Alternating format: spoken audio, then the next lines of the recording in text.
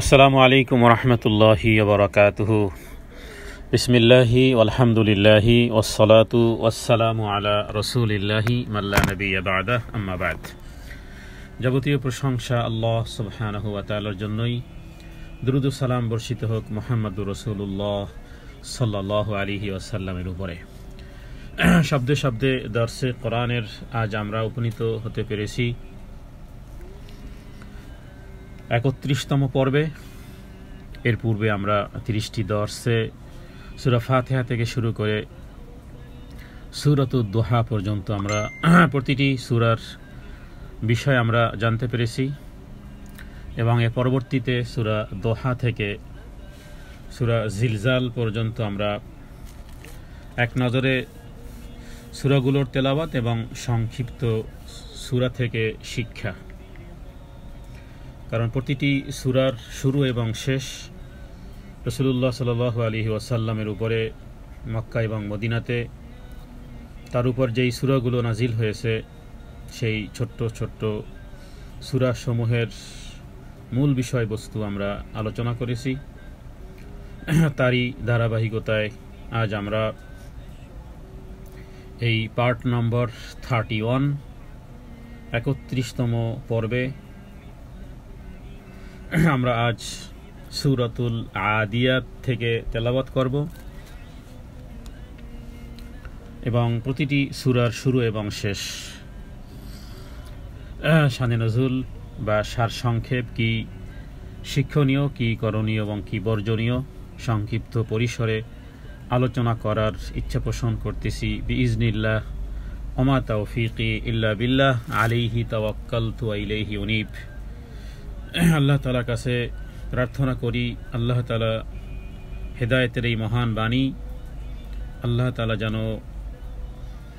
কোরআনুল কারীমের সেই নূর দ্বারা আমাদের হৃদয়কে আল্লাহ তাআলা যেন মুনাওয়ার করে দেন। তাহলে শুরু হচ্ছে ৩১তম পর্বের এই দর্সে সূরাতুল আদিয়াত থেকে তেলাওয়াত ইনশাআল্লাহ বিইজনিল্লাহ। ওমা তাওফীকি ইল্লা বিল্লাহ।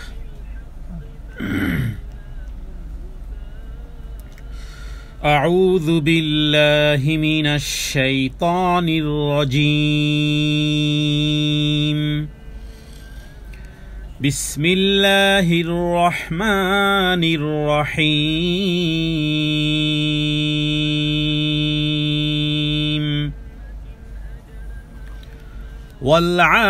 والعاديات ضبحا فالموريات قدحا فالمغيرات صبحا فأثرن به نقعا فوسطن به جمعا إن الإنسان لربه لكنود وإنه على ذلك لشهيد وإنه لحب الخير لشديد أفلا يعلم إذا بعثر ما في القبور وحصل ما في الصدور إن ربهم بهم يومئذ لخبير। এটি হলো সূরা আদিয়াত, কোরআনুল কারীমের এই ছোট্ট সূরাটি যার মধ্যে 11টি আয়াত আছে। এই সূরাটির আদিয়াত এর শব্দের অর্থ হলো অভিযানকারী।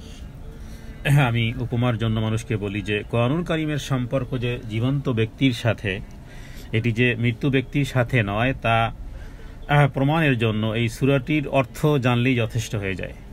কারণ এই সূরাটির মধ্যে যে সমস্ত বিষয়গুলোর কসম করা হয়েছে সেগুলো শুনলেই বোঝা যায় যে আসলে কোরআনুল কারীম একজন ওই জাতীয় ব্যক্তির সাথে যে যুদ্ধ করতে সক্ষম। তো মৃত্যু ব্যক্তি না পারবে সে হারাকাত করতে। কোরআনুল কারীমের অর্থগুলো এই অভিযানকারী এই সূরাটির অর্থ মৃত্যু ব্যক্তির সাথে মানায় না। কারণ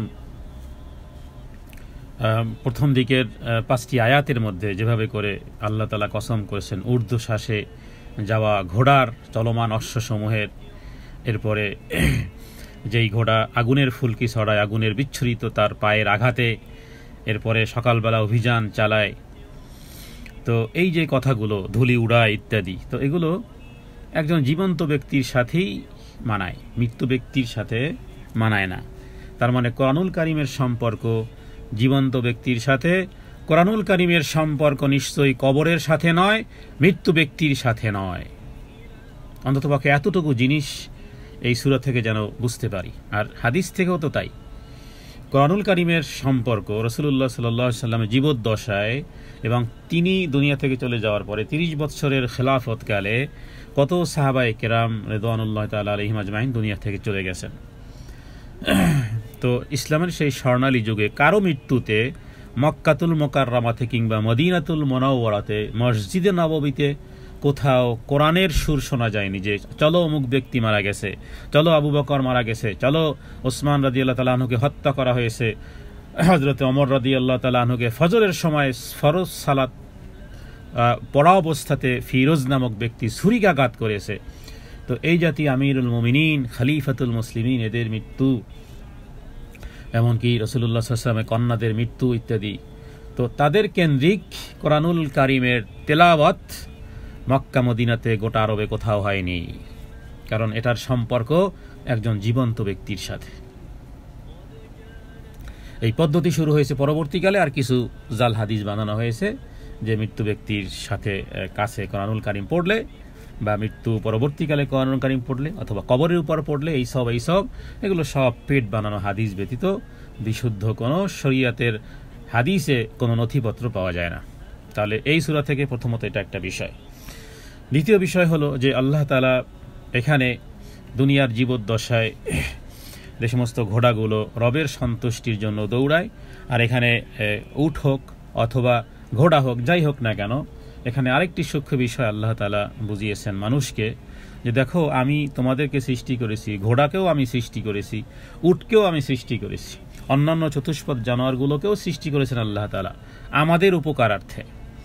তো ঘোড়ার প্রভু ভক্তিটা একটু বেশি, কারণ সে জানে কি চলতেছে, তবুও সে তার সর্বোচ্চ সব শক্তি এবং যা কিছু আছে মালিকের নির্দেশ অনুযায়ী সে কাফেরের দলের মধ্যে অন্তর্ভুক্ত হয়ে যাচ্ছে। কেন? তার মনিবের অর্থাৎ তার উপরে যে আরোহণরত আছেন তার ইশারা এবং ইঙ্গিতে ক্ষুরাঘাতে অগ্নি স্ফুলিঙ্গ ছড়িয়ে ক্ষুরের ঘর্ষণে আগুন ছুটিয়ে সে কাফেরদের দলের মধ্যে বা শত্রুপক্ষের দলের মধ্যে সে চলে যাচ্ছে তার জীবনটা দেওয়ার জন্য।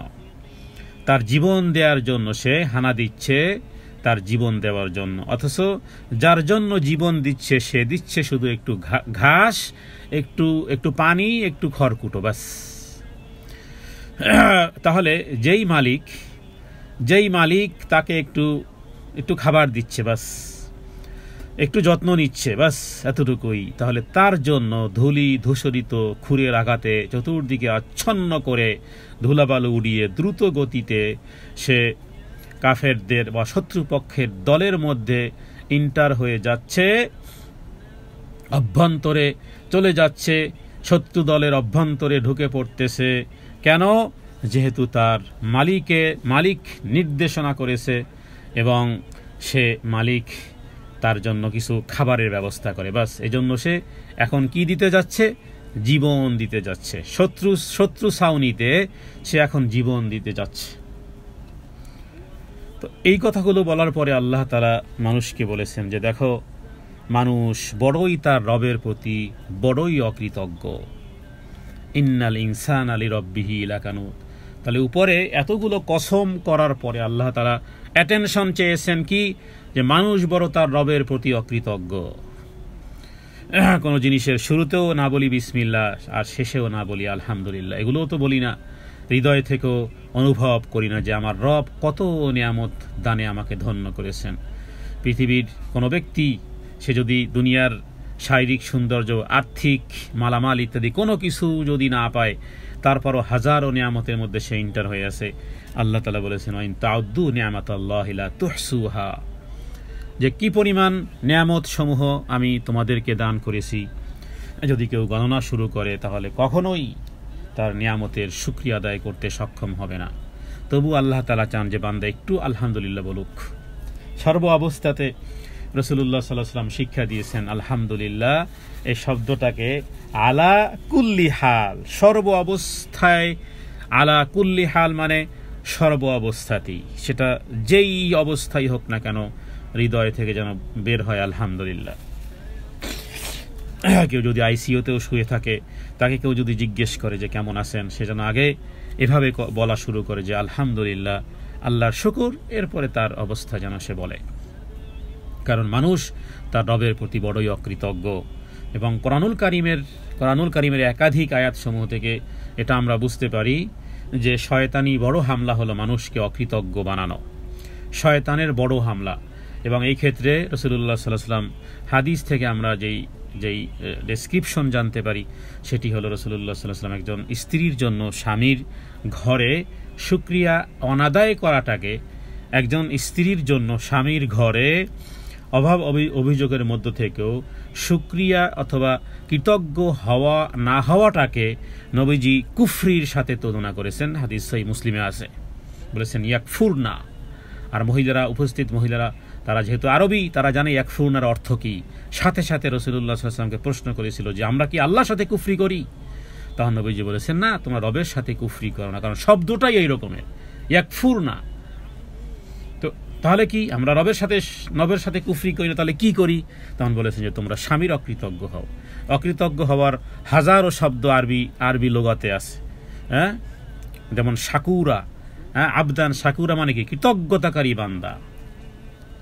তাহলে এর বিপরীত আছে, কিন্তু রাসূলুল্লাহ সাল্লাল্লাহু আলাইহি ওয়াসাল্লাম যে শব্দটা চয়ন করেছেন সেটি আসলে কুফরির জন্যই ব্যবহার করা হয়। যার কারণে তো মহিলারা বলেছে যে আমরা কি রবের সাথে কুফরি করি? তখন বলেছে যে না, রবের সাথে কুফরি করো না, বরং তোমার স্বামীর অকৃতজ্ঞ হও। এটা একটা সেক্টর। দ্বিতীয়, সমস্ত মানুষই, সেটা নারী হোক সেটা পুরুষ হোক, আমরা সত্যিকার অর্থে রবের প্রতি বড়ই অকৃতজ্ঞ। এই কারণে এখানে কুনুদ একটি শব্দ পাওয়া যায়, ইন্নাল ইনসানা লিরাব্বিহি লাকানুদ। এবং কানুদের অর্থ ইবনে কাসির তিনি করেছেন যে ব্যক্তি বিপদকে স্মরণ রাখে আর নিয়ামতকে ভুলে যায়, সেই হলো কানুদ। তো এই ক্যাটাগরির মধ্যে আমরাও কিন্তু আছি। আমরা নিয়ামত সমূহ ভুলে যাই, অনেক সময় মনে করি এটা তো আমার পাওনা, কিন্তু নিয়ামত সমূহ ভুলে যাই। আল্লাহ তাআলা কত নিয়ামত দিয়েছেন, আল্লাহ তাআলা যেই পরিমাণ নিয়ামত দিয়ে রেখেছেন, স্বাভাবিক এক গ্লাস পানির কথাই বলি না কেন, একজন ব্যক্তি এক গ্লাস পানির জন্য যদি সে ছটফট করে, আর যদি তার কাছে হাজারো কোটি টাকা থাকে, যদি বলা হয় যে এই 1000 কোটি টাকা দেওয়ার পরে এক গ্লাস পানি দেওয়া হবে, আর সে যদি কোনো বন্দী হয়, আর সে যদি সত্যিই অপারগ হয়ে থাকে যে না, এখানে এই পেমেন্ট ছাড়া আমার আসলে পানি পান করার সম্ভাবনা নেই। একটা গল্পে দেখেছি যে কোনো একজন বালহুল সে বাদশাকে বলতেছিল যে এই যে এক গ্লাস পানি পান করলেন, যদি পানি পিপাসা প্রচণ্ডভাবে হয়, আর যদি এই পানি আপনাকে না দেওয়া এবং বলা হয় এটার মূল্য দিতে হবে, তো আপনি কি করবেন? বলছেন আমার এক গ্লাস পানির সাথে যেহেতু আমার জীবন ওষ্ঠাগত, প্রাণ ওষ্ঠাগত, তো সেই ক্ষেত্রে আমি পুরো রাজ্যই আমি এক গ্লাস পানির জন্য দিতে, কারণ আমাকে তাকে বাঁচতে হবে। রাজ্য দিয়ে আমি কি করব? আগে আমার বাঁচতে হবে, আগে যান, তারপরে মাল। না বাঁচলে আমি মাল দিয়ে আমি কি করব? তো পুরো রাজ্য আমি প্রস্তুত এক গ্লাস পানির জন্য, যে এক গ্লাস পানি দিয়ে যদি আমার জীবন বাঁচাতে হয়, তো আমি সেই পানি পান করব আগে, তারপর আমার রাজ্য। তো এরপরে আবার বলা হলো যে ঠিক আছে, এক গ্লাস পানি পান করেছেন, এবার সেই এক গ্লাস পানি যদি শরীরে ইন্টার হয় আর সেটা যদি না বের হয়, তার মানে প্রস্রাব পায়খানা বন্ধ। এবার সেটাকে নিষ্কাশন করার জন্য আবার কি করবেন? হলো আমি যদি না বাঁচি, আমার প্রস্রাব পায়খানা যদি আটকে যায়, তা আমি অসুস্থ হয়ে যাব, আস্তে আস্তে পেট ফেটে মারা যাব। তো সেটা নিষ্কাশনের জন্য প্রয়োজনে ডাক্তারের পিছনে পুরো রাজ্য দিতে রাজি। তাহলে এক গ্লাস পানি পান করার জন্য রাজ্য দিতে রাজি, আবার সে 1 গ্লাস পানি শরীরে এন্টার হলো, সেটা বের করতে রাজ্য দিতে রাজি, তার মানে তোমার রাষ্ট্রের মূল্য 1 গ্লাস পানির চেয়েও কম। এবং হাদিস থেকে পাওয়া যায় যে কোনো ব্যক্তি এভাবে করে, যেই হাদিসের ব্যাখ্যায় বলা হয়েছে যে রাসূলুল্লাহ সাল্লাল্লাহু আলাইহি ওয়াসাল্লামকে বলা হয়েছে আল্লাহর রহমত ব্যতীত কেউ জান্নাতে এন্টার হতে পারবে না, তো সেই ক্ষেত্রে কোনো ফেরেশতা কোনো ব্যক্তিকে বলবে যাও একটু ঘুরিয়ে নিয়ে আসো, তো প্রাণ নষ্টাগত হবে। এবং পানিও আছে তার সামনে, ফেরেশতারা পানি নিয়ে ঘুরতেছে, তো পানি পান করতে চাইবে, বলা হবে যে তুমি এই পানির বিনিময়ে কি করতে চাও, তো ফেরেশতা মতলব করবে যে তোমার পুরো জীবনের নেক আমল দিয়ে দাও, তারপরে 1 গ্লাস পানি দেব। তো সে চাইবে না তার জীবনের সব নেক আমল দিয়ে 1 গ্লাস পানি পান করতে। এরপরে আরও চলতে থাকবে, আরও তৃষ্ণার্ত হবে। এরপরে ফেরেশতারা একই কমেন্ট থাকবে যে না পুরোটা দিলেই, তখন তো বলবে যে না ঠিক আছে অন্ততপক্ষে আধা, দরদাম চলতেছে যে ঠিক আছে জীবনে অর্ধেক আমল দেব, তাও 1 গ্লাস পানি পান করি, অন্ততপক্ষে ঠোঁটটা একটু ভিজাই বা দিলটা একটু ঠান্ডা করি। এভাবে করতে করতে পুরো চক্কর দিতে আস্তে আস্তে, কারণ একবার যখন পানি পান করেছে এবার সেই পানির প্রতি আরও আগ্রহ, এভাবে করে নেক আমল দিয়েই পানি পান করেছে। তো সে আল্লাহ তাআলার রহমত ব্যতীত তার আসলে কোনো নেক আমলই তো আর থাকলো না, এবং আল্লাহর রহমতেই সে জান্নাতে প্রবেশ করবে। তো মূল বিষয় হলো যে আল্লাহ তাআলার প্রতি আমরা অকৃতজ্ঞ, সদা সর্বদা যেন রবের প্রতি কৃতজ্ঞ থাকতে পারি, তাহলেই হবে শয়তানের বড় টার্গেট, শয়তানের বড় শয়তানি থেকে আমরা বাঁচতে পারবো যদি সর্ব অবস্থাতেই আল্লাহ তাআলার নিয়ামতের শুকরিয়া আদায় করি, এবং সর্ব অবস্থাতেই অপছন্দনীয় কিছু হলেও যেন রবের প্রতি অকৃতজ্ঞ না হই। এই সূরার প্রথমত এই 7 থেকে 8টি আয়াতের শিক্ষাই হলো এটা। এরপরে আল্লাহ তাআলা আরও অ্যাটেনশন চেয়েছেন যে দেখো তুমি যা করো সেটা তুমি নিজের জন্য নিজেই সাক্ষী, ওয়াইন্নাহু আলা যালিকা লাশাহিদ।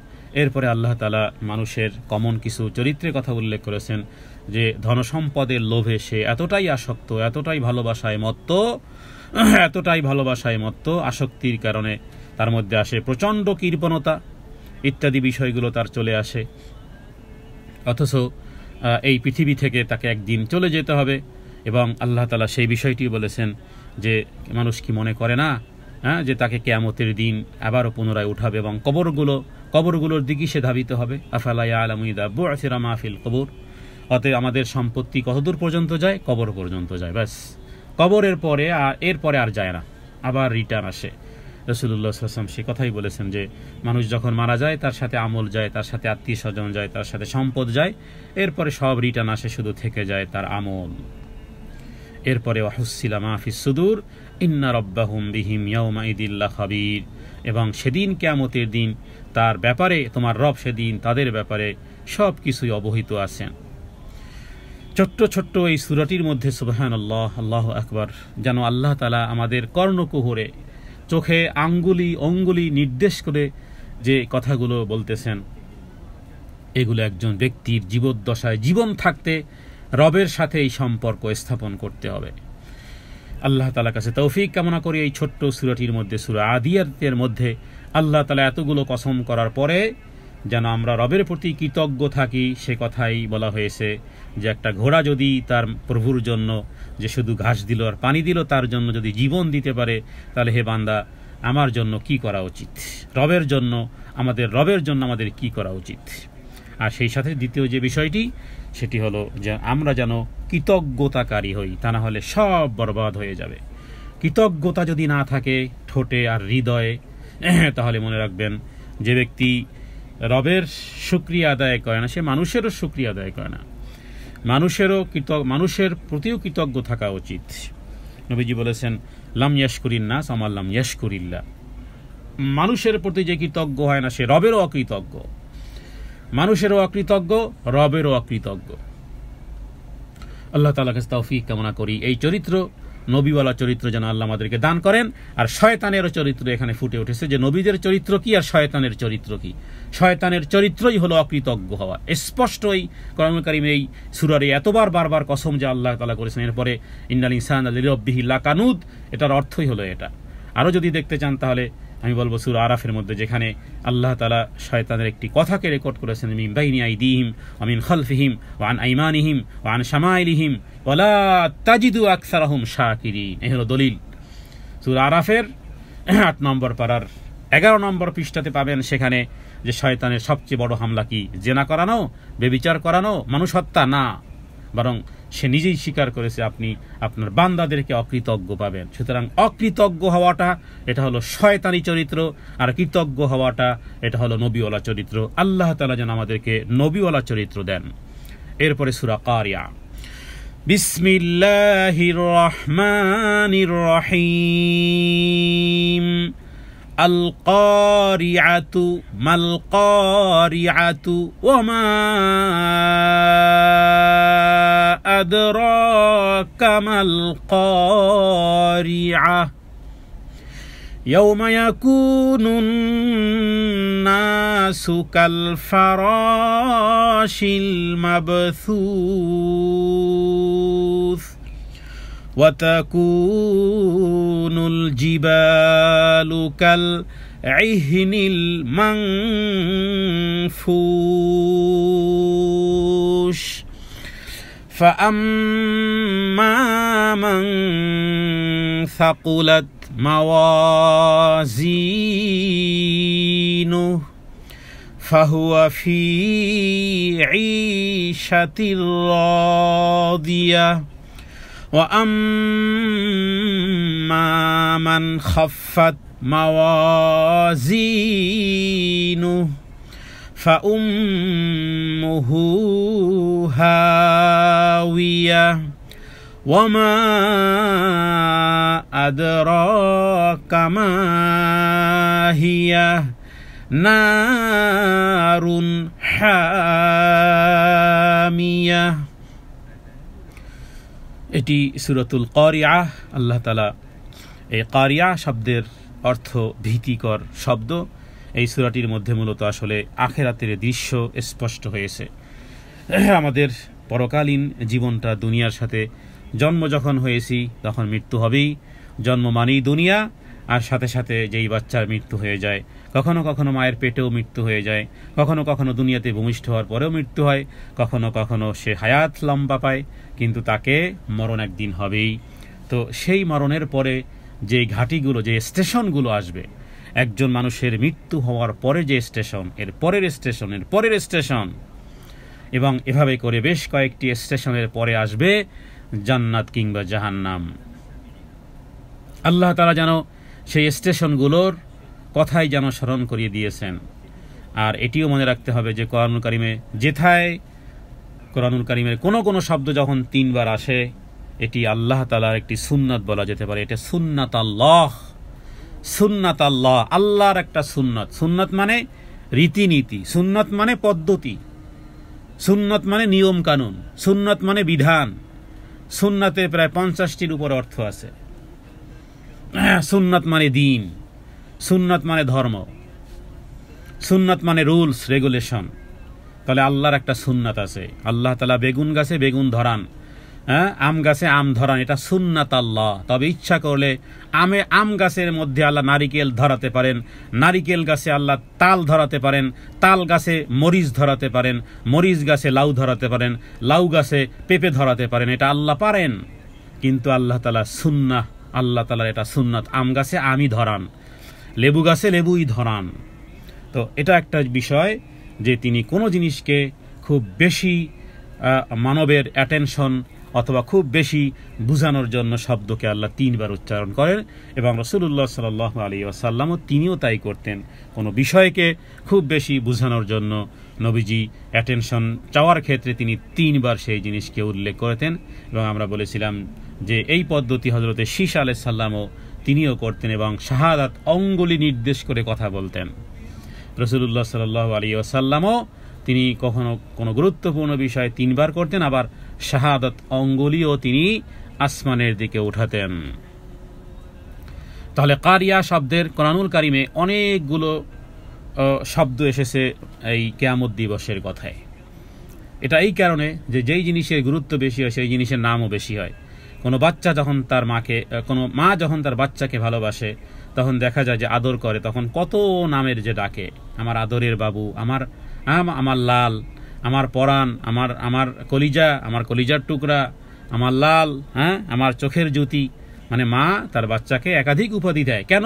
ভালোবাসার আধিক্য এত বেশি, সন্তানের প্রতি ভালোবাসার আধিক্যতায় মা এক নাম বলে শান্তি পায় না, সেখানে 10 নাম, সেখানে 10 নামে এক এক সময় তার সন্তানকে এক এক নামে ডাকে। আমার কলিজার টুকরা, আমার চোখের নয়নী, আমার পুতুলি ইত্যাদি কত নামে বাচ্চাকে ডাকে। কেন? ভালোবাসার আধিক্যতা। একইভাবে কারো প্রতি রাগ চটে গেলে আমরা এক গালি দিয়ে শান্ত হই না, সেখানেও 10টা শুনিয়ে দিই। তো আল্লাহ তাআলা গোটা কোরআনুল কারীমের শুরু থেকে নিয়ে শেষ পর্যন্ত সূরা ফাতিহার মধ্যে মালিকি ইয়াউমিদ্দিন যেটা, সেটাই আল কারিয়া, সেটাই আল গাশিয়া, সেটাই আল হাক্কা। কোরআনুল কারীমে বহু শব্দে সেই বিষয়টি আল্লাহ তাআলা উল্লেখ করেছেন, এক এক শব্দে। মহাভীতিকর শব্দ, মহাবিপদ, করাঘাতকারী বিপদ, মহাভীতিপ্রদ মহাবিপদ, হাক্কা, আত-তাম্মা, আস-সাখা, মহাসংকট, আল গাশিয়া, ধ্বংসধ্বনি, আস-সাআ, সমাচ্ছন্নকারী, আল ওয়াকিয়া, সংঘটন হবেই হবে, সূরাতুল ওয়াকিয়া একই কথা, আল কারিয়া, ঠকঠককারী। তো মানুষের হৃদয়কে জাগ্রত করতে এবং আল্লাহর আযাব সম্পর্কে সজাগ করতে আল্লাহ তাআলা এই জাতীয় শব্দকে কোরআনুল কারীমের বহু জায়গাতে ছড়িয়ে ছিটিয়ে রেখেছেন, যে মহাপ্রলয় করে কৃষি, জানো জানো জানো সেই দুর্ঘটনাকারী একটা জিনিস যে ঘটবে, অন্তরে করাঘাত। এরপরে যেন পুরোটাই আমরা বলি যে কোরআনুল কারীম তেলাওয়াতের মাধ্যমে যেন আখিরাতের জানালায় উকি দেওয়া হয়। আখিরাতের দৃশ্যপট কেউ যদি দেখতে চায় তাহলে যেন কোরআনুল কারীমের এই সমস্ত সূরাগুলো পাঠ করে। মানুষ সেদিন বিক্ষিপ্ত পতঙ্গের মতন সব একেবারে মনে হবে যেন বিক্ষিপ্ত পঙ্গপাল। তার মানে আপনার আপার সৃষ্টির রহস্যে যেমন ছিল এক ফোঁটা নাপাক পানি, এরপরে একদিন হয়ে যাব আবার ফানুসের মতন। তাহলে আপনার আমার জন্ম আর মৃত্যু আর মানে শেষ। মানুষের যেমন আপনার আমার কোনো অস্তিত্ব ছিল না, মা বাবার সংমিশ্রণের ফলে এক ফোঁটা পানির মাধ্যমে যেভাবে করে আল্লাহ তাআলা আপনাকে আমাকে সুন্দর অবয়ব সৃষ্টি করেছেন, এরপরে সিংগায় ফুৎকার দেওয়ার সাথে মানুষ পতঙ্গের মতন, আগুন জ্বালালে যে সমস্ত পতঙ্গগুলো হন্য হয়ে আগুনের দিকে ছুটে আসে, ঠিক এইভাবে করে বিক্ষিপ্ত পতঙ্গের মতন সেদিন মানুষ বিক্ষিপ্ত পতঙ্গের মতন। ফেরাস মানে মশা যেভাবে করে আলোর কাছে ঘুরে বেড়ায়, মাবসুস মানে বিক্ষিপ্ত। তাহলে এটা হলো আপনার আমার এন্ড অফ মোমেন্টের সিচুয়েশন। রঙিন পশমের মতন ধুলি ধূসরিত শুধু আপনি আমি না, বরং আল্লাহ তাআলা এই পৃথিবীতে যা কিছু সৃষ্টি করেছেন, এই পাহাড় পর্বত ইত্যাদি, সেগুলো এমনকি চন্দ্র সূর্য গ্রহ নক্ষত্র সব খসে খসে পড়বে, সব এগুলো একাকার হয়ে যাবে। তো এরপরে যে বিষয়টি, তাহলে কি শেষ? না, শেষ নয়। কাফেররা মনে করে যে অসুবিধা নেই, একদিন শেষ হয়ে যাব, কিন্তু এই শেষ নয়, এই যেন নূতন করে আবার উঠানো। কারণ আল্লাহ তাআলা এই পৃথিবীতে পাঠিয়ে আদম আলাইহিস সালামকে বলেছিলেন যে ফামান, হে আদম, জান্নাত থেকে বের করে দেওয়া হলো, তোমরা দুনিয়াতে থাকা অবস্থাতে তোমাদের কাছে আমার ওহী আসবে, ফামান তাবিআ হুদায়া ফালা খাউফুন আলাইহিম ওয়ালা হুম ইয়াহজানুন। অতএব সেই হেদায়েত এসেছে, সেই ঐশী বাণী এসেছে, আমাদের কাছে পৌঁছেছে। পৃথিবীর পাগল ব্যতীত কেউ অস্বীকার করতে পারবে না যে কোরআনুল কারীম মানুষে বানানো লেখা, পারলে বানাও। চ্যালেঞ্জ তো আছেই, স্বীকার করো রবকে আর স্বীকার না করো, মরণকে স্বীকার করো আর না করো। কোনো পাগলও নেই যে মরণকে অস্বীকার করে, কারণ এখানে বিজ্ঞান চুপ, বিজ্ঞানের কোনো কথা নেই, বিজ্ঞানের কোনো গবেষণা চলে না যে মৃত্যুর পরে কি হবে, ওপারের জীবনে কি হবে। বিজ্ঞান সে সম্পর্কে একেবারে মাসুম বাচ্চা, কিছুই জানে না। তো ইসলাম এ ব্যাপারে কথা বলেছে, তার মানে এখানে এই মরণ নয়, বরং একদিন উঠতে হবে। সেখানে কি হবে আল্লাহ আগেই প্রশ্নের অ্যান্সার আগেই আউট করে দিয়েছেন, যে অ্যান্সার হলো যে যদি দুনিয়ার জীবদ্দশায় ভালো কর্ম করো, আমলটা যদি ভারী হয় তাহলে থাকবে ভিআইপি জায়গাতে, আর যদি নেকামলের পাল্লাটা যদি হালকা হয় তাহলে মনে রাখবে জাহান্নামের গর্ত, হবে জান্নাতের সুউচ্চ জায়গা, অথবা হবে জাহান্নামের গর্ত। এই সূরার 6, 7, 8, 9 নম্বর আয়াতে এই বিষয়টি আল্লাহ উল্লেখ করেছেন। তাহলে এখন আপনার আমার জীবনের টার্গেট কি, আপনার আমার জীবনের মকসুদে মঞ্জিল কি? সেটি হলো কিভাবে করে আমাদের নেকামল বাড়ানো যায়, কিভাবে নেকের পাল্লাটা ভারী করা যায়। নেকের পাল্লা ভারীতে আমরা বলবো যে গোটা কোরআন এবং হাদিস থেকে নির্যাস করলে যেই 2 ফোঁটা জিনিস আমাদের সামনে আসে, সেটি হলো যে নেকামল ভারী তাদের যাদের আখলাক চরিত্র ভালো, তার মানে তারা দুই জিনিসকে কন্ট্রোল করেছে। এক হলো দুই চোয়ালের মধ্যে যা আছে সেটাকে, এবং দুই রানের মধ্যে যা আছে, হাদিসেরই সারমর্ম বলতেছি। দুই চোয়ালের মধ্যে যে জিনিসটি আছে সেটি হলো তার জিহ্বা। কোনো মানুষের শুধু চারিত্রিক বৈশিষ্ট্যই এটা নয় যে সে খারাপ কোনো বিষয়ের সাথে সম্পৃক্ত না, বরং মানুষের আখলাকের মধ্যে এটাও একটা যে তার জিহ্বাকে সে কন্ট্রোল করতে পারে। কেউ হয়তো লজ্জাস্থানকে কন্ট্রোল করে আসে কিন্তু জিহ্বার কোনো ব্যালেন্স নেই। আবার কেউ মুখের ভাষাকে কন্ট্রোল করতে পারলেও দুই রানের মধ্যে যে আছে লজ্জাস্থান সেটার কন্ট্রোল নেই। দুই জিনিসের কন্ট্রোল যদি হয় তাহলে সে হলো আখলাকওয়ালা। এটাকে বলা যায় যে একজন ব্যক্তির আখলাকওয়ালা হওয়াটা সেটা ওই পরিমাণ যে কোনো একজন ব্যক্তি সারা রাত সালাত আদায় করে আর সারা দিন রোজা রাখে। নবীজি বলেছেন সদাচরণকারীর মর্তবার মর্যাদা ওই ব্যক্তির চেয়ে উত্তম। মওজামুল জাওয়ায়েদে হাদিস রয়েছে বিশুদ্ধ সনদে, সেটি হলো যে সদাচরণকারীর ব্যক্তির নেকামলের পাল্লা ওই ব্যক্তির চেয়েও ভারী যে ব্যক্তি সারা জীবন হারাম দিন ছাড়া সারা জীবন সে রোজা রেখেছে দিনের বেলা আর সারা রাত নফল নামাজ পড়েছে, যেটা পসিবল নয় কোনো ব্যক্তির জন্য। একেবারে সারা জীবন হারাম নিষিদ্ধ জিনিস কয়েকদিন ব্যতীত আর সারা জীবন সারা রাত সে সালাত আদায় করবে, এটা পসিবল নয়, এইভাবে পসিবল নয়। কোন সাহাবী মাত্র কয়েক বছর করেছিলেন, এরপরে তাদের হাত পা উটের মতন হয়ে গিয়েছে। নবী নিষেধ করেছেন যে এইভাবে সারা রাত দণ্ডায়মান হয় না, কারণ চোখের শরীরের হক আছে, সে হকগুলো দাও। স্ত্রীর হক আছে, চোখের হক আছে, হাত পায়ের হক আছে, দেহের হক আছে, সেগুলো দাও। ঘুম এটাও আল্লাহ দেয়া নিয়ামত। তো যারা এই পরিমাণ ইবাদত করবে, সারা রাত নফল সালাত, সারাদিন রোজা, এই ব্যক্তি যেই পরিমাণ আমলে না পৌঁছতে পারবে সদাচরণকারীর ব্যক্তির মর্তবার মর্যাদা তার চেয়েও বেশি। এই কারণে বলবো নেকামলের বিষয়ে আমরা হাদিস থেকে জানি যে চরিত্রবান বলতেই শুধুমাত্র লজ্জাস্থান হেফাজতকারী নয়, বরং এর অর্থ হলো সদাচরণকারী। যা বললাম যে দুই চোয়ালের মধ্যে যে আছে জিহ্বা, এটাকেও ধরে রাখতে হবে, এবং দুই রানের মধ্যে যে আছে লজ্জাস্থান, সেই লজ্জাস্থানের হেফাজত করতে হবে। তাহলে হলো সে হলো আখলাকওয়ালা। এটা হলো হাজারো লক্ষ হাদিসের সারমর্ম। আর সহিহ বুখারীতে আরেকটি হাদিস পাওয়া যায়, শব্দগত একটা হাদিস পাওয়া যায়, যেটি বলা যায় সহিহ বুখারীর সর্বশেষ হাদিস। সেটি এভাবে শুরু হয়েছে যে কালিমাতানি হাবিবাতানি ইলার রহমান সাকিলাতানি ফিল মিজান খাফিফাতানি আলাল লিসান সুবহানাল্লাহি ওয়া বিহামদিহি সুবহানাল্লাহিল আযীম।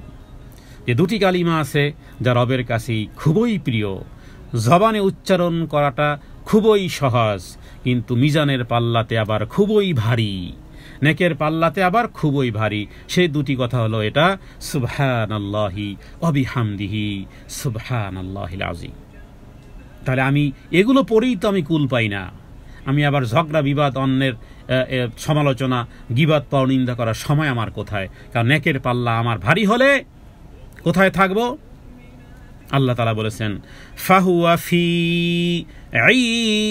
ঈশাতির রাদিয়াহ, যার আমল ভারী হবে সে থাকবে সন্তোষজনক জীবনে, সুখী জীবন যাপন করবে। যেই জীবনের সুখ শুরু হলে আর শেষ হওয়ার কোনো অন্ত থাকবে না, যেই জীবনে কখনো বার্ধক্য আসবে না, যেই জীবনে কোনো প্রসাব পায়খানা থাকবে না, যেই জীবনে নারীর হায়েস থাকবে না, যেই জীবনে পুরুষের কোনো এমন কোনো নাকের শ্লেষা থাকবে না, যেই জীবনে থুথু থাকবে না, যেই জীবনে প্রসাব থাকবে না, যেই জীবনে পায়খানা থাকবে না, যেই জীবনে কোনো ময়লা আবর্জনার সাথে সম্পর্ক হবে না, যেই জীবনে কোনো বার্ধক্য আসবে না, যেই জীবনে নারী এবং পুরুষ প্রায় সমান বয়সের থাকবে, যেই জীবনে কখনোই বার্ধক্য আসবে না, যেই জীবনে কখনো দাঁতে ময়লা হবে না, যেই জীবনে শরীর থেকে কখনো চোখে কখনো ক্যাতর হবে না, যেই জীবনে কখনো গন্ধময় জিনিসের সাথে কখনো সম্পৃক্তই হবে না, যেই জীবনের শরীরের ঘাম মেশকাম্বরের তার চেয়েও হবে বেশি সুগন্ধ, সেই জীবন হলো সন্তোষজনক জীবন, যেটাকে বলা হয় ঈশাতির রাদিয়া। আর সবচেয়ে বড় বিষয় হলো যিনি আমাকে সৃষ্টি করেছেন, যেই জন্য সৃষ্টি করেছেন, সেই রব আমার প্রতি সন্তুষ্ট। তাহলে সেই জীবনে এই সার্টিফিকেট পাওয়ার জন্য, সেই জীবনে যাওয়ার জন্য যেই কর্মটি করতে হবে সেই কর্মটি হলো যে নেকামল বাড়াতে হবে। মানুষের জীবনকে বছরের কাউন্টিং না করে আমি মনে করি সেকেন্ডের কাউন্টডাউন করা উচিত। আমি যদি কথার কথা 60 বছরকে সেকেন্ডে নিয়ে আসা উচিত। সেকেন্ডে নিয়ে আসা উচিত। রাত্রে ঘুমাতে যাওয়ার আগে একবার মনে আজ এখন আমি 6-7 ঘন্টা ঘুমাবো, আল্লাহু আকবার, কত হাজার সেকেন্ডের মধ্যে আছে। 1 ঘন্টার মধ্যে কত সেকেন্ড, 24 ঘন্টার মধ্যে কত সেকেন্ড। মানে আমি দিন মাস কাউন্ট না করে আমি দেখেছি যে সেকেন্ড কাউন্ট করলে বেশি ভালো হয়, বেশি অ্যালার্ট হওয়া যায়। কারণ এই যে আমরা কথা বলতেছি, সেকেন্ড কিন্তু চলতেছে। মিনিটের জন্য তো সময় আছে, যে একটা মিনিট 60 সেকেন্ড হওয়ার পরে 1 মিনিট না, আমি মিনিটও কাউন্ট করতে রাজি না। আমি আমার গোটা জীবনকে যদি সেকেন্ড হিসেবে কাউন্ট ডাউন করি, তাহলে দেখবেন যে বেশি অ্যালার্ট হতে পারবো আমরা। কারণ যে আমার এত হাজার সেকেন্ড, কথার কথা আমি এত হাজার সেকেন্ড পেয়েছি, সেই সেকেন্ডগুলো কিন্তু top top top top top top করে শেষ হতে যাচ্ছে। তার মানে আমার জীবনের লাইফকে আমি সেকেন্ড হিসেবে কাউন্ট করব। এবার সেগুলো কি থেমে আসে নাকি চলতেছে, কমতেছে নাকি বাড়তেছে? অবশ্যই কমতেছে। তাহলে 1 সেকেন্ডে কি করা যায়? হায় হায়, সেকেন্ড তো শেষ হয়ে যাচ্ছে, হায় হায়। সেকেন্ড অনুযায়ী যদি আমরা জীবন পরিচালনা করি, তাহলে অবজ্ঞায় আর অবহেলায় আর পাবজি গেম খেলে আর সোশ্যাল মিডিয়াতে বিভিন্ন রকমের অপচয় সময় করার সময় কোথায়? কেউ যদি মনে করে যে মাত্র তো যৌবন হয়েছে, এরপরে বৃদ্ধ হবো, এরপরে মারা যাবো, তাহলে সে শয়তানের ধোকায় পড়বে। কেউ যদি মনে করে যে মাত্র 30-40 বছর হলো, আরে আমার তো জীবনের সেকেন্ডগুলো শেষ হয়ে যাচ্ছে। যে ব্যক্তির পকেটে মাত্র 100 টাকা আছে, সেই ব্যক্তির এত বাহাদুরি চলে না। হ্যাঁ, তো আখেরাতের তুলনায় তো শিখে জীবনটা ঠিক এই রকমেরই। হ্যাঁ, যদি কোটি কোটি টাকা থাকে পকেটে, তাহলে যে অসুবিধা নাই, আমার 100 টাকা লস হলেও অসুবিধা, আমার পকেটে তো কোটি টাকা আছে। কোটি বছর যদি পেতাম হায়াত, তাহলে মনে করতাম যে ঠিক আছে। হ্যাঁ, আদম আলাইহিস সালামের সেই সময়কালে 1000 বছর মানুষ হায়াত পেয়েছে, আস্তে আস্তে কমতে শুরু করেছে। নবীজি তো একটা মাপই দিয়েছেন যে 60-70, 50-60 এই হলো, 40-এর পরে হবে ভাটা। হ্যাঁ, সুম্মা রাদাদনাহু আসফালা সাফিলিন, ডাউন। 40-এর পরে শুরু হবে ডাউন, চোখের পাওয়ার কমে যাবে আস্তে আস্তে, হৃদয়গুলো, আমাদের অঙ্গ প্রত্যঙ্গগুলো দুর্বল হয়ে যাবে, সেটাকে সতেজ করার কোনোই নেই। তাহলে যে কথা, মূল যে বিষয়টি বলতে চাই, সেটি সকলের জন্য, নিজের জন্য, সেটি হলো যে যেহেতু যার পকেটে 100 টাকা তার জন্য, হ্যাঁ, যার পকেটে 60 টাকা, কথার কথা, তার এত বাহাদুরি মানায় না। যদি 20 টাকা থাকতো তাহলে বাহাদুরি মানায়, যে ঠিক আছে 100 টাকা নষ্ট হয়ে যায়, যাক, আরও তো টাকা আছে। তো আপনার আমার জীবনের মূল হলো 60 পকেটে নিয়ে এত বাহাদুরি মানায়? হ্যাঁ, যদি আমরা 1000 বছর হায়াত পেতাম, তাহলে ঠিক আছে, 100 বছর এদিক সেদিক অবহেলায় কেটে গেলেও আরও তো সামনে সময় আছে 900 বছর, কোনো অসুবিধা নেই, 900 বছর ইবাদতবন্দি করে নেব।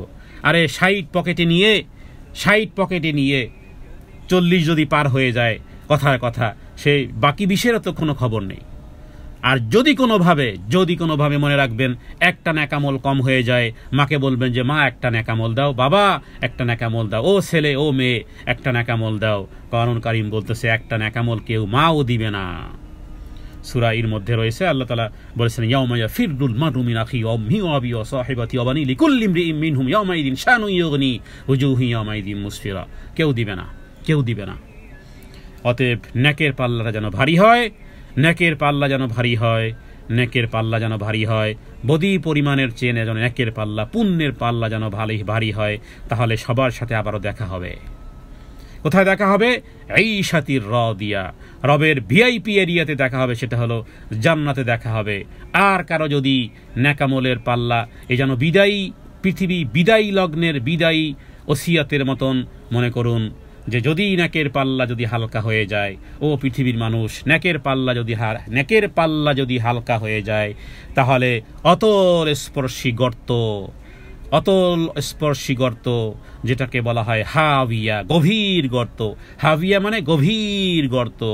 ফাউম্মুহু, সন্তান যেমন মায়ের কাছে থাকে, আল্লাহ তাআলা যেন একটা কন্ডেমের মতন বলেছেন যে ওর মা হবে গভীর গর্ত। তার মানে গভীর গর্তের মধ্যেও বসে থাকবে, ওটাই ওর মা। যেভাবে করে সন্তান তার মায়ের কোলে বসে থাকে, হ্যাঁ, তো আল্লাহ তাআলা যখন কিভাবে বলেছেন যে যার নেকের পাল্লা হালকা হবে, ফাউম্মুহু হাবিয়া, গভীর গর্তই হবে তার বাসস্থান, মানে গভীর গর্তই তোর মা। এই হাবিয়া মানে জাহান্নাম, হাবিয়া মানে আগুন। মায়ের কোল যেমন শিশুর অবস্থান হয়, তেমনি জাহান্নামবাসীদের জন্য জাহান্নাম ছাড়া আর কোনো অবস্থান হবে না। তোমার ঠিকানা, তোমার অ্যাড্রেস ওই নিচুতে গভীর গর্তে, সেই হাবিয়াই হবে তোমার ঠিকানা। কার? হে আল্লাহ, কার? ওই যে ব্যক্তি নেকের পাল্লা হালকা হয়ে গেছে। তাহলে এবার দৌড়টা কোন দিকে দিতে হবে? আল্লাহ তাআলা সেই নারের কথাও বলেছে, নারুন হামিয়া, গনগনে আগুন, প্রজ্বলিত আগুন, জ্বলন্ত আগুন। রবের কাছে প্রার্থনা করি, হে আল্লাহ, এই সূরা থেকে যেই শিক্ষা, সেটি হলো যে নেকের পাল্লা যেন ভারী করি। আর নেকের পাল্লা ভারী করার জন্য কোরআন এবং সুন্নাহ থেকে নির্দেশ যা পেয়েছি, চরিত্রে সদাচরণ হতে হবে। চরিত্রে সদাচরণ ক্ষেত্রে নবীজি একটি হাদিসের মধ্যে দুই জিনিসের কথাই বলেছেন, যে দুই জিনিসের জামানত দাও, জান্নাতের জামানত। সেটি হলো দুই চোয়ালের মধ্যে যেটা আছে সেটা হলো জিহ্বা, আর দুই রানের মধ্যে যেটা আছে সেটা হলো লজ্জাস্থান। এই দুই জিনিসের কন্ট্রোলের মাধ্যমে যেন নেকের পাল্লা যেন ভারী করতে পারি, এবং সেই সাথে সাথে যেন নেকের পাল্লা যে ডিরেক্টেড হবে, সেটা হলো হাদিস থেকে আমরা জেনেছি যে অনেক নেকামল আমরা করতে পারবো, ঠিক আছে, কিন্তু সেই নেকামল আবার ডিরেক্টেড হয়, মাইনাস হয়। যেই মাইনাস হয় যে সমস্ত কারণগুলো, সেগুলো ওই একই কথায় যে লজ্জাস্থানের কন্ট্রোলবিহীন, অনুরূপভাবে জিহ্বার কন্ট্রোলবিহীন।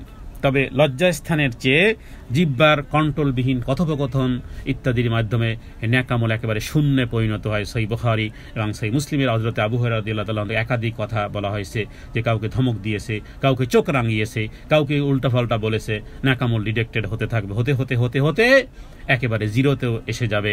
এরপরে এবার কি হবে বলেন? আল্লাহ তাআলার কাছে সেই উত্তপ্ত অগ্নি থেকে বাঁচার জন্য নেকামল যেমন করব, সেটাকে আবার সেটাকে আবার সেভ রাখার জন্য যেন জিহ্বার মাধ্যমে সদাচরণ করতে পারি। রবের কাছে সেই প্রার্থনা করি, সূরা আল কারিয়া থেকে এই শিক্ষণীয় বিষয়টি আমরা যেন হৃদয়ঙ্গম করতে পারি। রবের কাছে সেই তৌফিক কামনা করি। ওমা তৌফিকি ইল্লা বিল্লাহ। এরপরের সূরাতুত তাকাসুর। বিসমিল্লাহির রহমানির রহিম। আলহাকুমুত তাকাসুর হাত্তা যুরতুমুল মাকাবির কাল্লা সাউফা তা'লামুন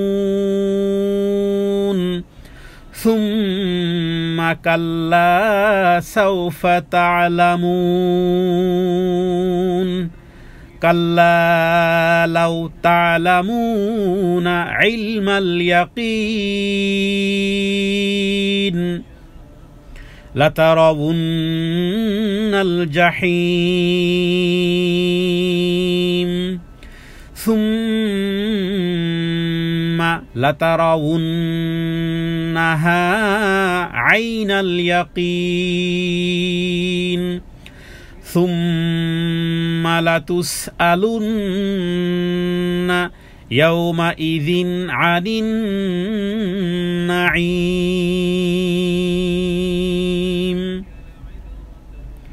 সুবহানাল্লাহ। সূরাতুত তাকাসুর মাত্র এই ছোট্ট এই সূরাটি মাত্র 8টি আয়াত দিয়ে আল্লাহ তাআলা সাজিয়েছেন। রাসূলুল্লাহ সাল্লাল্লাহু আলাইহি সাল্লামের উপর এই সূরাটি আল্লাহ তাআলা নাজিল করে গোটা মানব জাতির চরিত্রের কথা আল্লাহ উল্লেখ করেছেন। তাকাসুর মানে প্রতিযোগিতা করা। আমরা দুনিয়ার ক্ষেত্রে প্রতিযোগিতা করি, কিন্তু আখিরাতের ক্ষেত্রে প্রতিযোগিতা করা দরকার। এটা খুব কম সংখ্যক মানুষই আছেন। শুধু তাই নয় যে আমরা চোখের সামনে অনেকেই দেখি যে মাশাআল্লাহ নেকামলে অনেক অগ্রসর অন্যান্য দ্বীনি কার্যক্রমে, কিন্তু আমরা কখনো তার মতো হওয়ারও চেষ্টা করি না। মনে এটা নিয়ত রাখি না যে যদি ওই ব্যক্তির মতো হতে পারতাম। এই ক্ষেত্রে দুই জিনিসের লালসা আমাদের রাখা উচিত। এক হলো যে যারা দিন ধর্ম প্রচার করে, যারা কোরআন এবং সুন্নাহ থেকে কথা বলে, তাদের মতন হওয়ার বাসনা মনে আজকের থেকে ইনপুট করে রাখুন। বাচ্চাদেরকে ওইভাবে শিখান যে তোমাদেরকে ওই আলেমের মতন হতে হবে, ওই ব্যক্তির মতন হতে হবে যিনি কোরআন এবং সুন্নাহর কথা বলেন। আর সেই সাথে সাথে বাচ্চাদেরকে আমরা আইডল হিসেবে তাদেরকে উপস্থাপন করব যারা সকাল আর বিকাল আল্লাহর রাস্তায় অকাতরে দান করে। এই দুই ব্যক্তি লালসা প্রত্যেক ব্যক্তির হৃদয়ে থাকা উচিত। আমাদের বাচ্চাদের হৃদয়ে এটা ইনপুট করে দেব যে বাবা, দুনিয়ার জীবদ্দশায় তোমাকে এই দুই জিনিস টার্গেট নিয়ে অগ্রসর হও। যদিও সেটা না পারো, তবু হাদিস অনুযায়ী রাসূলুল্লাহ সাল্লাল্লাহু আলাইহি ওয়াসাল্লাম আমাদেরকে হাদিসের মাধ্যমে এবং রিয়াদুস সালিহিনের মধ্যে একাধিক হাদিস আছে যেখানে পাওয়া যাবে যে উভয় নেকের মধ্যে সমান সমান। একজন ফকির কিন্তু আশা করে যে যিনি ধনী আছেন তিনি যেভাবে করে আল্লাহর রাস্তায় দান করেন সকাল আর বিকাল, লক্ষ লক্ষ কোটি কোটি টাকা যে দান করেন, আমিও যদি ওর মতো হতে পারতাম। নবীজি বলেছেন উভয় সমানে সমান। অনুরূপভাবে যে ব্যক্তি কোরআন এবং সুন্নাহ থেকে কথা বলে, কোরআন এবং সুন্নাহর দাওয়াতের কাজ করে, একজন ব্যক্তির আশা করা উচিত যে যদি আমাকেও যদি আল্লাহ তাআলা এইভাবে করে দ্বীনের জ্ঞান দিতেন, আমিও এইভাবে করে ওয়াকাতরে আমার রবের সন্তুষ্টির জন্য দিন আর রাত এভাবে করে দ্বীনের জ্ঞান ছড়াতাম। তো এর মাধ্যমে রাসূলুল্লাহ সাল্লাল্লাহু আলাইহি ওয়াসাল্লাম বলেছেন যে উভয়ে সমানে সমান হবে। তাহলে এই যে কথাটা আমরা বললাম হাদিস থেকে, এটারই বিপরীত হলো যে দুনিয়ায় আমরা প্রতিযোগিতা করি, অমুকে ঘর বানিয়েছে দোতলা, আমি বানাবো 5 তালা, অমুকের গাড়ি আছে টয়োটা, আমার গাড়ি হবে মার্সিডিস ইত্যাদি প্রতিযোগিতা। আল্লাহ বলেছেন প্রাচুর্যের প্রতিযোগিতা মানুষকে মোহাচ্ছন্ন করে ফেলেছে। অধিক পার্থিব সুখ সম্ভব লাভের মোহ তোমাদেরকে অনেক গুরুত্বপূর্ণ বিষয় থেকেও ভুলিয়ে রেখেছে। তাহলে এই কথা কার জন্য? জীবন্ত ব্যক্তির সাথে না মরণের ব্যক্তির সাথে? অবশ্যই জীবন্ত ব্যক্তির সাথে, কারণ মৃত্যু ব্যক্তির আর এগুলো আর কোনো কিছুই নেই। মৃত্যু ব্যক্তি এখন তার আর সন্তান কয়টা বেশি হোক, গাড়িটা ভালো হোক, বাড়িটা উন্নত হোক, এই আশা মৃত্যু ব্যক্তি করে না, এই আশা জীবন্ত ব্যক্তি করে, চাই তার বয়স 100 বছরই হোক না কেন। মানুষের বয়স বাড়ে, কিন্তু এই দুই জিনিসের লালসা কিন্তু মানুষের হৃদয়ে আরো যৌবন হয়। বৃদ্ধ হয়ে গেছে, বৃদ্ধাপনতা তার পিষিও পাকিয়ে ফেলেছে, মাথার চুল সাদা হয়ে গেছে, কিন্তু তবুও দুই জিনিস তার হৃদয় যৌবন। সেটা হলো যে দুনিয়ায় থাকার প্রতি এবং টাকা পয়সা সম্পদের প্রতিও কিন্তু দুই জিনিস তার স্ট্রং। তার দেহ লেস হয়ে গেছে, চোখে দেখতে পায় না, হাঁটতে পায় না ঠিক মতো, কিন্তু এই দুই জিনিসের প্রতি কিন্তু তার হৃদয় যৌবন। দুনিয়ার জীবনের হায়াত আর হলো টাকা পয়সার প্রতি মোহ, এই দুই জিনিস কিন্তু এই বৃদ্ধ বা বৃদ্ধার হৃদয় কিন্তু যৌবনের মতন সজাগ আছে। তার মানেই হলো প্রাচুর্যের লালসা গাফেল করে রাখে, প্রতিযোগিতা হয় দুনিয়ার প্রাচুর্যতার। তবে আল্লাহ তাআলা যাদেরকে দুনিয়ার প্রাচুর্যতা দিয়েছেন, সে যদি আল্লাহর সন্তুষ্টির জন্য সেগুলো ব্যয় করে, আল্লাহর শুকরিয়া আদায় করে, তাহলে এই ব্যক্তি থেকে এই ব্যক্তি ভিন্ন। এবং আল্লাহ তাআলা বলেছেন যে এই প্রস্তুতি চলে, এই প্রতিযোগিতা চলে কবরের সাক্ষাতের আগ মুহূর্ত পর্যন্ত। যতক্ষণ না কবরের সাক্ষাৎ হয়, যতক্ষণ পর্যন্ত না মৃত্যু হয়। এই কারণে রাসূলুল্লাহ সাল্লাল্লাহু আলাইহি ওয়াসাল্লাম বলেছেন যে মানুষ বলে আমার ধন, মালি, মানে আমার মাল। নবীজি বলেছেন যা খেয়ে শেষ করে ফেলেছো, অথবা যেগুলো ব্যবহার করে শেষ করে ফেলেছো, এবং যেগুলো সামনের দিনে আখিরাতের ইনভেস্টমেন্ট হিসেবে যেগুলো আল্লাহর রাস্তায় দান করেছো, সেটাই একমাত্র তোমার মাল, আর বাকি সব কিছু তুমি মানুষের জন্য ছেড়ে যাবে। হাদিস মুসলিম এবং হাদিস তিরমিজি এবং মুসনাদ আহমদের। অতএব এখানে প্রাচুর্যতার নবীজি ভয় করেছেন যে আমি তোমাদের জন্য প্রাচুর্যতার ভয় করি। এরপরে আল্লাহ তাআলা এই সূরার মধ্যে এগুলো বলার পরে এরপরে আল্লাহ তাআলা বলেছেন যে খুব তাড়াতাড়ি জানতে পারবে। একথা আল্লাহ 3 বার রিপিট করেছেন। 3 বার রিপিট করার পরে এরপরে আল্লাহ তাআলা বলেছেন তোমরা যদি জানতে নিশ্চিত সেই কি জিনিস যেটা তোমাদের জন্য সামনে আছে, সেটা হলো যে তোমরা এই দুনিয়ার প্রতিযোগিতা করতে গিয়ে যদি সামনে জানতে যে এটার পরিফল কি, দুনিয়ার প্রতিযোগিতা, মালের প্রতিযোগিতা, সম্পদের প্রতিযোগিতা, সৌন্দর্যের প্রতিযোগিতা ইত্যাদি দুনিয়া কেন্দ্রিক প্রতিযোগিতার ফলাফল যদি জানতে কি জিনিস জানাবে তোমাদেরকে সেই ফলাফল, বারবার 3 বার রিপিট করার পরে সেটা হলো যে অবশ্যই দেখতে পাবে সেদিন জাহিম, মানে দোজখ। তাহলে যেই দুনিয়ার সম্পদ, যেই দুনিয়ার অভিলাষ, যেই দুনিয়ার যাবত যা কিছু যদি আমার রবের স্মরণ থেকে আমাকে সরিয়ে ফেলে, তাহলে দেখব জাহান্নাম। এবং সেটা এমনভাবে দেখবে যে চাক্ষুষ সেদিন দেখতে পাবে, দিব্য দৃষ্টিতে দেখতে পাবে। তাহলে অর্থই অনর্থের মূল একটা কথা বলা হয়, এই যেই অর্থ দ্বারা আমি রবের সন্তুষ্টির জন্য ব্যয় করতে পারিনি, সেই অর্থ আর অর্থ থাকলো না, সেই অর্থই হলো আমার নিরর্থ। কারণ এই অর্থের জন্য আমাকে হিসাব দিতে হবে। কামালাম এত কষ্ট করে, এরপরে ভোগও করতে পারলাম না, পাঠাতেও নিজের জন্য সেভ করতে পারলাম না। দেখুন যারা মিডল ইস্টে যারা থাকে, এরা খুব কষ্টে জীবনযাপন করে। এরা বেতনটা পাওয়ার পরপরই এরা দেশের বাড়িতে পাঠিয়ে দেয়। কোনো ব্যক্তির এমন যে বিছনার চাদর, বালিশ, ওই 10 বছর ধরে এক বালিশ ব্যবহার করতেছে, কারণ অল্প বেতন। এরপরে সে পুরো টাকাটাই কোথায় পাঠায়? বাংলাদেশে পাঠায়, মা বাবার কাছে, যেখানে ছেলে মেয়ে নিজের আত্মীয় স্বজন আছে।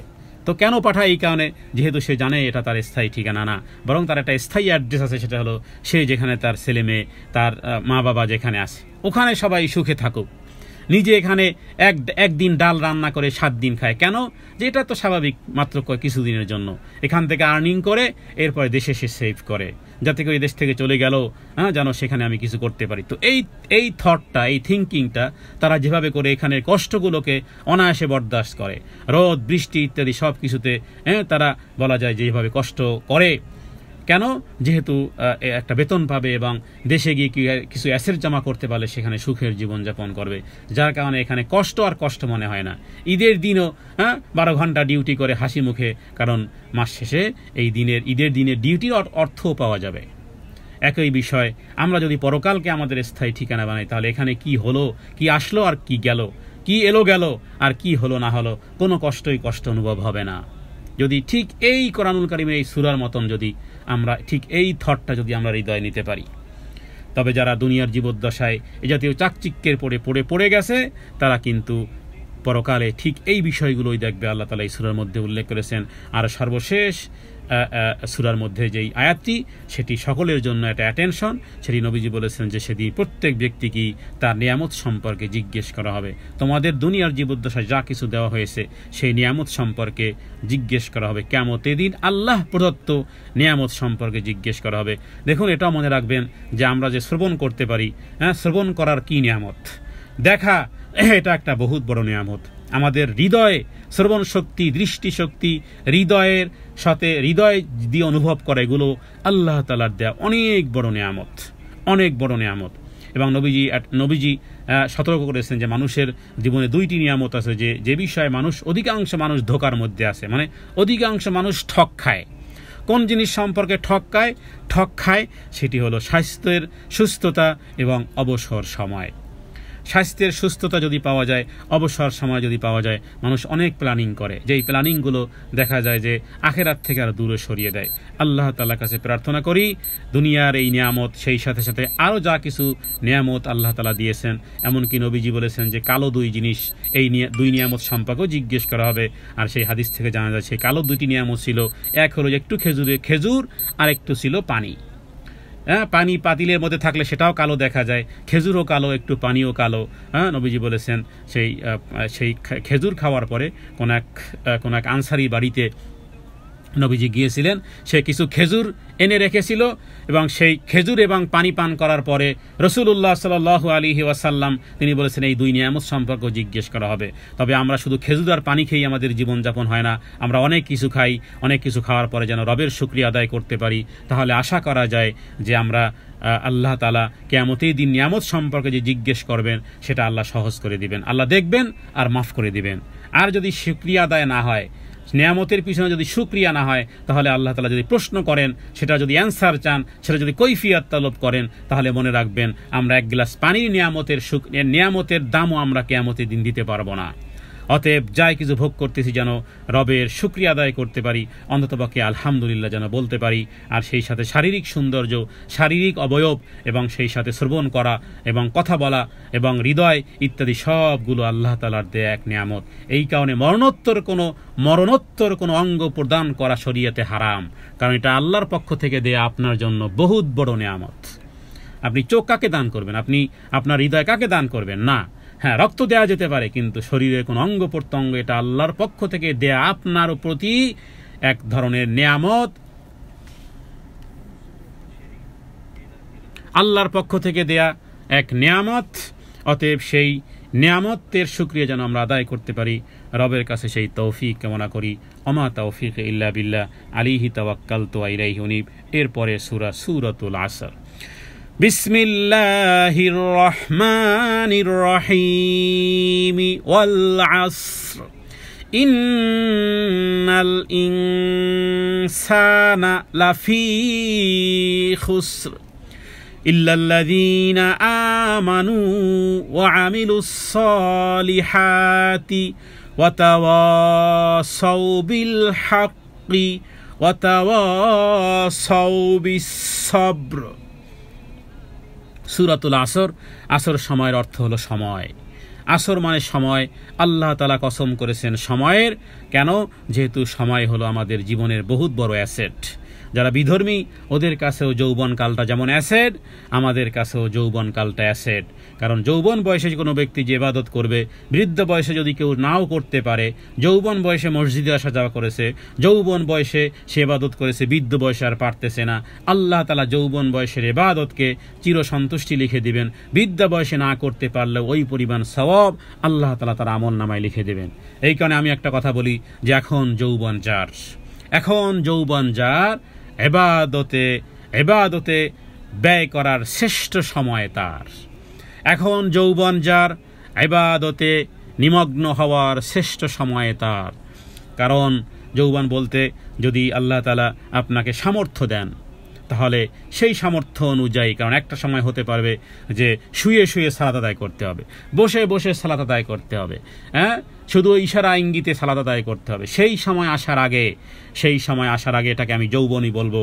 কারণ কোনো কাজ কর্ম সম্পাদন, যৌবন বলতে কোনো জিনিসকে সঠিকভাবে আদায় করাটাই মূলত যৌবন। অতএব আমরা যতটুকু পারি, সেটা মালের যৌবন হোক, সেটা শারীরিক যৌবন হোক না কেন, আল্লাহ তাআলা সময়ের কসমের মাধ্যমে এটা বুঝিয়েছেন, সময় কিন্তু তোমার জীবনে বহুত বড় গুরুত্ব। অতএব যত দূর পারি আমরা আমাদের সময়ের মূল্য, যদি কোনো ব্যক্তি যদি সময়ের মূল্য যদি না বুঝে, আল্লাহ তাআলা এখানে তার ঈমান, তার সৎ কাজ, তার পরস্পর হকের কথা ইত্যাদি সবার আগে উল্লেখ করেছেন আল্লাহ তাআলা সময়ের কথা। এবং ইমাম শাফিঈ তিনি বলতেন, যদি মানুষ এই ছোট্ট এই সূরা আসর সম্পর্কে চিন্তা গবেষণা করত, তবে সেটা তাদের জন্য যথেষ্ট হতো। এবং কোরআনুল কারীমের এই ছোট্ট সূরাটি এভাবে করে যে কোনো ব্যক্তি যদি এই চিন্তা ভাবনা করে এই সূরাটি পাঠ করলে দুনিয়ায় আখেরাত তার সংশোধন হয়ে যাবে।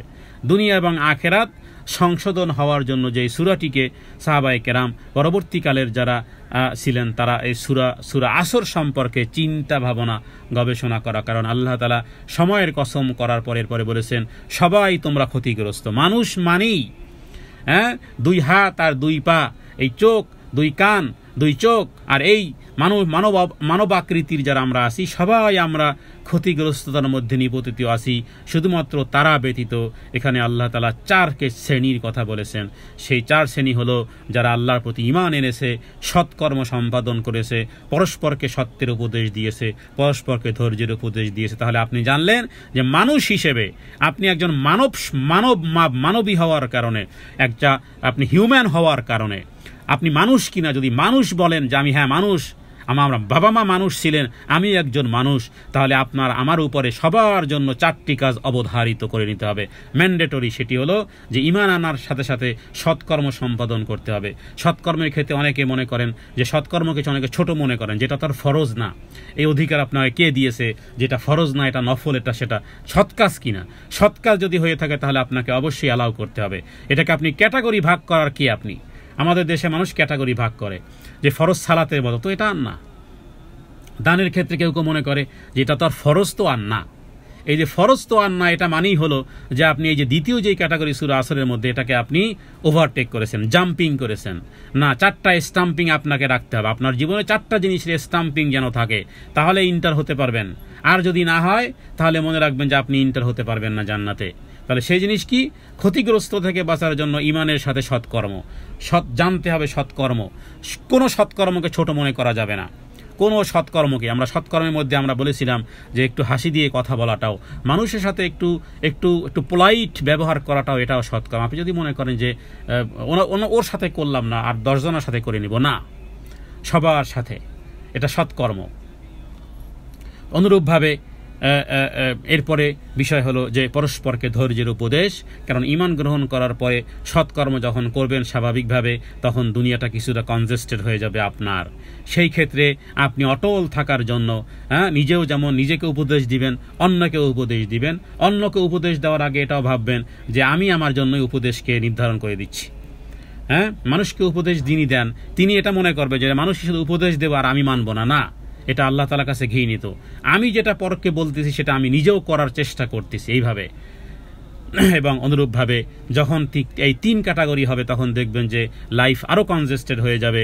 তখন ধারণ করতে হবে ধৈর্যের, কারণ যখন দিন ধর্ম প্র্যাকটিস করবেন তখন আল্লাহর পক্ষ থেকেও পরীক্ষা শুরু হবে, দুনিয়ার পক্ষ থেকেও পরীক্ষা শুরু হবে। কারণ কোনো ব্যক্তি যখন এই 3 ক্যাটাগরি পেয়ে যাবে তখন আল্লাহ তাআলা তাকে ভালোবাসতে চান, আর আল্লাহ তাআলা ভালোবাসার একটা বহির্প্রকাশ হলো তাকে বিপদ আপদে লিপ্ত করেন। হ্যাঁ, তাওহীদের দর্শে আমরা হাদিসগুলো পরপর উল্লেখ করেছি যে আল্লাহ তাআলার ভালোবাসার এক নিদর্শন, একটা এইম আছে, একটা গোল আছে।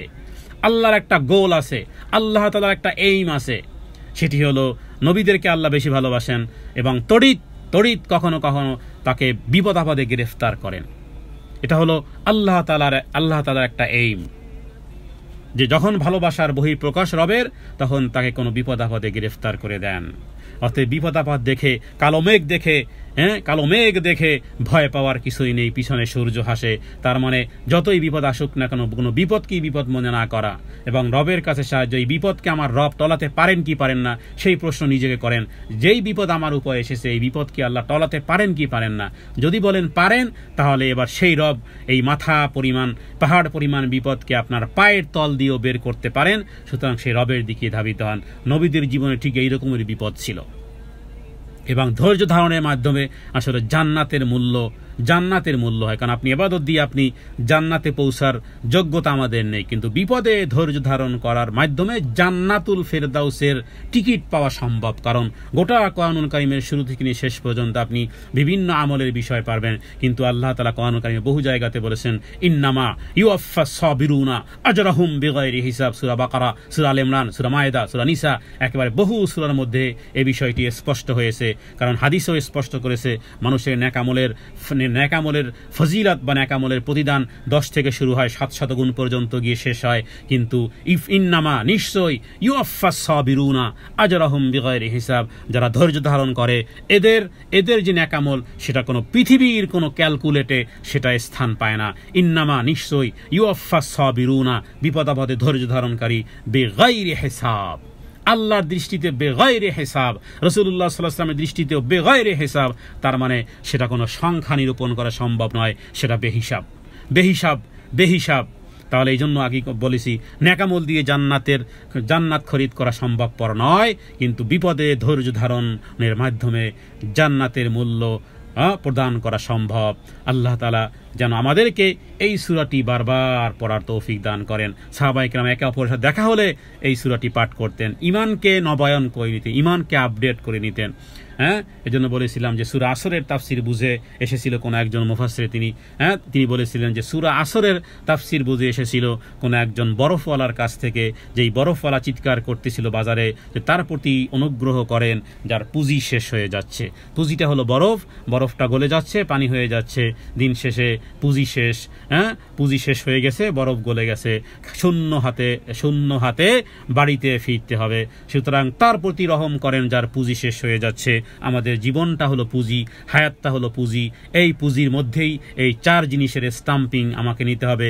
ইল্লাল্লাযিনা আমানু, ঈমানের, আমিলুস সালিহাতি, সৎকর্ম সম্পাদনের, এবং ওয়াতাওয়াসাউ বিল হাক্কি ওয়াতাওয়াসাউ বিস সাবরে, পরস্পরকে সত্যের উপদেশ দিতে হবে। সত্য মানে কোরআন, সত্য মানে হাদিস, সত্য রাসূলুল্লাহ সাল্লাল্লাহু আলাইহি ওয়াসাল্লাম, সত্য হলো কোরআন, সত্য হলো আল্লাহ তাআলা, সত্য হলো জান্নাত, সত্য হলো জাহান্নাম, সত্য হলো কবর, সত্য হলো মৃত্যু, সত্য হলো হিসাব, সত্য হলো কিয়ামতের দিন। এগুলো সব সত্য।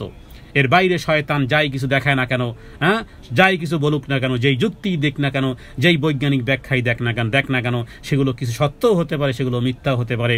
কারণ পৃথিবীর সায়েন্টিফিক ব্যাখ্যা, বৈজ্ঞানিক ব্যাখ্যা আজ একটা বলে, কাল আরেকটা বলে। কোরআন যা বলেছে, কোরআন বলেছে রাসূলুল্লাহ সাল্লাল্লাহু আলাইহি ওয়াসাল্লাম বলেছেন যে আযাবুল কবরে হাক্কুন, কবরের আযাব সত্য, মৃত্যু সত্য, জান্নাত সত্য, জাহান্নাম সত্য, পরকাল দিবসের সব কিছু সত্য। আল্লাহ তাআলা যেন সত্যের উপরে আমাদের জীবনকে পরিচালনা করার তৌফিক দান করেন। এই উপদেশ আমরা দেব আর সেই সাথে সাথে দুনিয়ার জীবনে পছন্দ অপছন্দনীয়, জীবনে চেয়েছি একটা হয়েছে আর একটা, যাই কিছু হোক না কেন চড়াই উতরাই, আর সেগুলোর ক্ষেত্রে আমরা একে অপরকে ধৈর্য ধারণের উপদেশ দেব এবং সবর অবলম্বন করব। তাহলে আল্লাহ তাআলা বিগয়রে হিসাব আল্লাহ তাআলা প্রতিদান দিবেন। রবের কাছে এই তৌফিক কামনা করি, আমরা যা কিছু শুনলাম, যা কিছু বলেছি, যা কিছু শ্রবণ করেছি, সেগুলো যেন আমল করার তৌফিক আল্লাহ তাআলা আমাদেরকে দান করেন। হাদা মিন্নি আল ইলমু ইনদাল্লাহ, আল্লাহু আ'লামু বিস-সাওয়াব। সাল্লাল্লাহু আলা সাইয়্যিদিনা মুহাম্মাদিন নবিয়্যিল উম্মি ওয়া আলিহি ওয়া সাল্লাম। আসসালামু আলাইকুম ওয়া রাহমাতুল্লাহি ওয়া বারাকাতুহু।